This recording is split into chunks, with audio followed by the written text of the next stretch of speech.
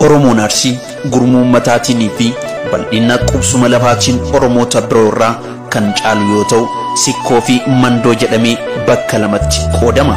Oromoon Arsii Oromoo biraatiin kan adda ta'uu baatullee sirna fuudhaa fi heerumaa, sirba, weedduu, ilaalii, faaruu, hamuummata, geegayoo, dhawataa hiikoo fi kan kana fakkaatan adda addummaa ni qabu.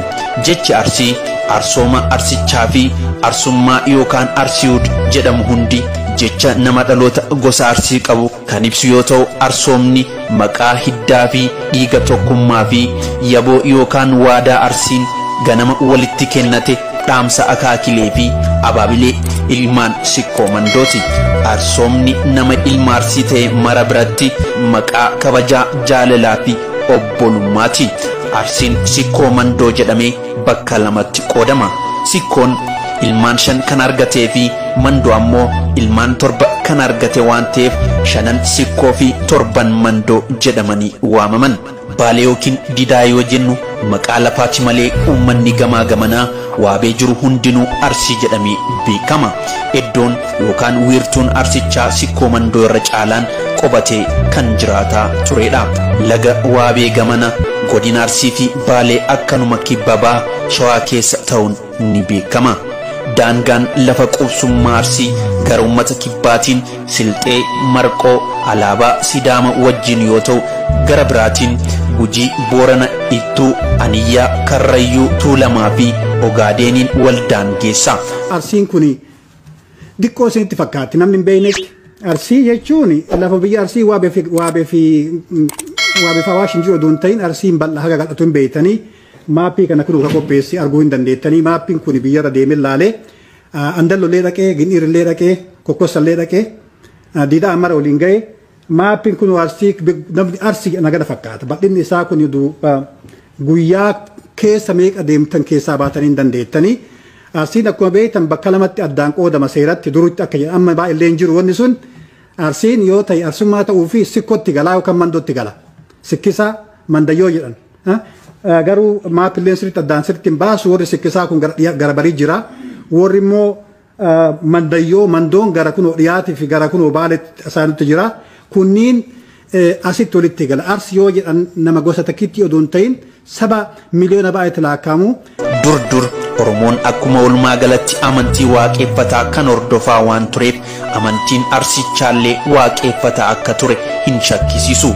Yeroo booda garuu uummanni naannoo biroo amantii Islaamaa, Kiristaanaa fi waaqeffataa wayita hordofuu eegalan Oromoon Arsii akkuma Oromoota Baarentummaa biratti sababa adda addaatiin amantaa Islaamaa hordofuu eegalan. Irra caalaan Oromoon Tuulamaa amantii Kiristaanaa akkuma hordofu Oromoon Arsii yookaan sikkoo mandoo Oromoo Baarentummaa birootiin haaluma wal fakkaatuun martinuu amantaa Islaamaa kan hordofan ta'uu ni beekama. Hardhallee namni gosa ilmaan Arsii ta'e hundinuu jechuun ni danda'ama. Parsantii 99 amantaa Islaamaa kan hordofanidha. Arsii keessa gosti yoo abaarate nama balleessuu fi yoo eebbifte nama badhaaftu ni jiran jedhamee dubbatama. Isaanis gosa Awaa 5 jedhamanii waamaman. Gosti kunniin Ammeenyaa, Allujaana, Abroonyee, Atabbaa fi Adaboonyee fa'a jedhamaniiti beekamu. Miseensonni gosa 5 kana Arsii biratti kan kabajamanidha. Arsii keessa gosti Rursee amantii Islaamaa fudhate gosa kanniin akka ta'e ni himama. Warri kunniin ashraafa yookaan gosa guddoo fi kabajamtuu ofin jechuun of waamu. Oromoon Arsii akkuma Oromoota biroo aadaa fi duudhaa bareedaa fi hawwataa kan qabudha. Keessattuu Oromoota Arsii biratti sirni fuudhaa fi heerumaa Oromoota biroorraa adda kan isa taasisu waan hedduu of keessatti qaba.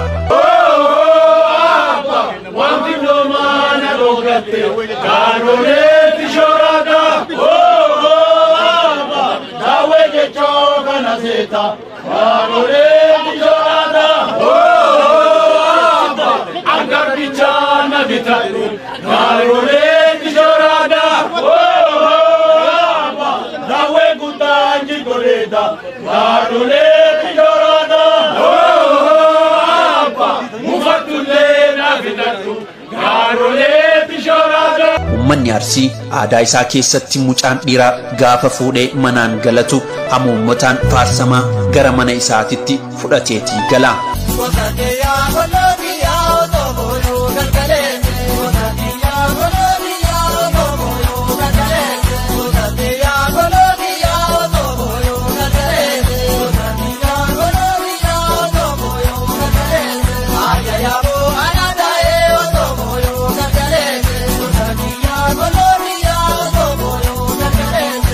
Uffannaan uummata Oromoo fi Arsii kan dhalaa fi kan dhiiraa hundi maqootaa fi ergaa kan qabu akka ta'e ni himama. Kana malees sirbi weedduun faaruun ilaalii geegayoo fi dhawataa hiikoon uummata Oromoo Arsii biratti kan beekamudha.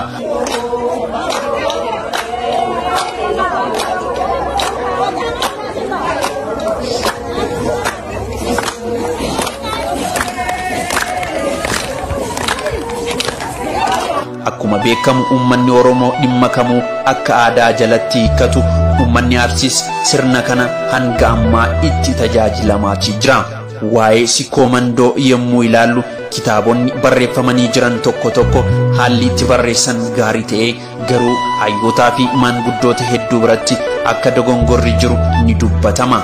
Hamma ragaa dhugaa irraa arganne tokko mee haa ilaallu funaannannee dhufneeti jirra. Ilmaan sikkoo shanan waan ta'aniif shanan sikkoo jedhamanii beekaman. Shanan sikkoo Bulaallaa, Wacaalee, Jaawwii, Waajjii fi Ilaanii jedhamaniiti beekamu. Bulaallaan jaarraa 11ffaa keessa laga Waabee ce'ee biyya Diidaa jedhamtu godina Arsii amma keessa qubate Bulaallaa jedhee moggaase jedhama. Obboleeyyan Bulaallaa kana booda Waabee caanii biyya Bulaalaa dhufanii hangafummaa Bulaalaa cimsuudhaan qabiyyee isaanii osoo harkatti hin qabin akkuma dhufaatii isaaniitiin darbanii bakka duwwaarra qubatanii moggaafachuu jalqaban. Maqaanotaa fi godinoota Baalee fi Arsii hidda sikkoo fi mandoo irraa kan burqanidha. Sikkoo fi mandoo ta'ee gosa Oromoo bakka adda addaa jiran maqaan akka wal fakkaatu ni argina. Walfakkeenni maqaa gosa Oromoo ilaalchisee tumsi lafaa fi gosa walitti hin aanne tokko maqaa gosa tokko kan bakka biraa jiran qabaachuun Oromoota biratti kan beekamudha. Kunillee Oromoota yeroo lafaa barbaaduu deemu ilmaan hangafni lafa abbaa isaa irratti hafa. Ilmi quxxisuun dabaree lafa qullaa barbaade qabata. Hangafaa fi quxxisuun illee bakka qubatanii jiraatanitti lamaanuu maqaa gosa duraanii itti waamamaniin waamamu. Kanaafuu maqaa gosa Oromoo bakka tokko jiru Arsii, Harargee, Baalee, Shawaa, Walloo, Wallaggaa, Iluu Abbaaboor, Gujii, Booranaa fi kan kana fakkaatan keessatti argamuu danda'aniiti jiru. Dheerina yeroo keessaa akkuma adda fagaataa deemaniin maqaa gosa isaanii irra deebi'anii bakka gahan hundatti waan moggaasaniif maqaan gosa tokko heddummaataa deemee maqaa gosa Oromoo bakka tokkotti beekamu iddoo biraatti illee argamuu danda'eeti jira. Fakkeenyaaf maqaa gosa Jaarsoo, Badii, Iluu, Jiddaa, Karrayyuu, Dawee, Raayyaa, Itayya, Soolee, Alii, Abboo, Waalee, Limmuu, Meettaa, Ittuu, Dullacha, Sirbaa, Amalamaa, Qarsaa, Galaan, Noolee, Xiijoo, Hawwaxxuu, Oborraa jedhamuun godinoota Oromiyaa hedduu keessatti ni argamu. Barruun irraa odeeffanne kun akka himutti kitaabni seenaa Oromoo hanga jaarraa 16ffaa bu'aa hojii qorannoo seenaa Oromoo hayyoota hedduun waan ta'eef hojii hojjetame akka waliigalatti kan nama gammachiisudha. Haa ta'u malee garuu seenaa Oromoo Arsii sikkoo mandoo ilaalchisee qorannoon barreeffamee dhiyaate guutuu kan hin taanee fi dogongora baay'ee kan of keessatti qabu ta'uun maanguddoonni Arsii fi hayyoonni seenaa hedduun dubbataa jiru.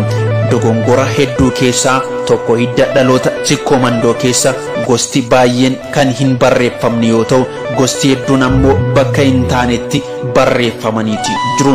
Fakkeenyaaf seenaa Oromoo hanga jaarraa 16ffaa kan afaan Oromoon barreeffame gosti Raayyaa 33 jedhee afaan Ingiliziitiin kan hiikame gosa raayyaa awwaraaraa fi ankaabaa itti dabalee gosa 35 taasisa. Kan afaan Amaaraatti hiikame ammoo gosti raayyaa 33 jafaraa fi manankaabaa jedhamuun itti dabalee garooraa fi hamiid keessaa hambisa. Kitaabni afaan sadiiniitu biiroo tokkoon yeroo tokko kan maxxanfame ta'ullee dhimma tokko irratti sadiinuu waan garagaraa dubbatu.